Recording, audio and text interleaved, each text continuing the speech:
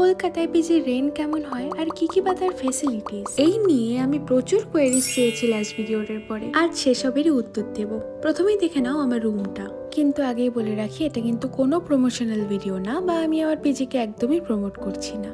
যাই হোক, এটা হলো একটা ডাবল শেয়ারিং এসি রুম, আর এটা রেন্ট হলো 8K per month without food. Electricity বিলটা কিন্তু ইনক্লুডেড, বাট এসির বিলটা আলাদা করে দিতে হয়, মানে সাবমিটার বসানো আছে। আর ফার্নিচারের মধ্যেই খাট আর আলমারি কিন্তু ওরা প্রোভাইড করে, আর বাদ বাকি মোটামুটি যা দেখছো ওগুলো আমাদেরই কিনতে হয়েছে। আর ওরা ফ্রিজ, ওয়াশিং মেশিন আর জলের একটা ব্যবস্থা করে দেয়। কিচেন থাকলেও কুকিং এর কিন্তু আলাদা করে কোনো জিনিস ওরা প্রোভাইড করে না। আর আমাদের এই পিজিতে কিন্তু খাওয়ারও ওরা প্রোভাইড করে না। অনেক পিজিতেই করে শুনেছি, বাট সেগুলো রেন্ট কেমন হয় আমার ঠিক জানা নেই। তো এবার বলি, পিজির খোঁজ কি করে পাবে। তোমরা তো এখন অনেকেই কলেজে ভর্তি হতে আসবে, তো আশেপাশে দেখবে রাস্তায় বা কোনো চায়ের দোকানের পাশে এরকম পোস্টার্স লাগানো থাকতে পারে। তোমরা সেই নাম্বারগুলিতে গিয়ে একবার কন্ট্যাক্ট করতে পারো, না হলে গুগলে বা ফেসবুক গ্রুপগুলিতেও কিন্তু একবার গিয়ে চেক করে আসতে পারো।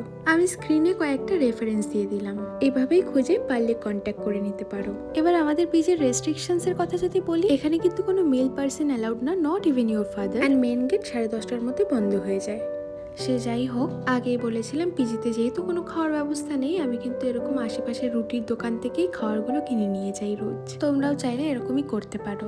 আর আরো কিছু কোয়েরিজ থাকলে আগের ভিডিওটা চেক করবে আর আমাকে অবশ্যই কমেন্টে জানাবে।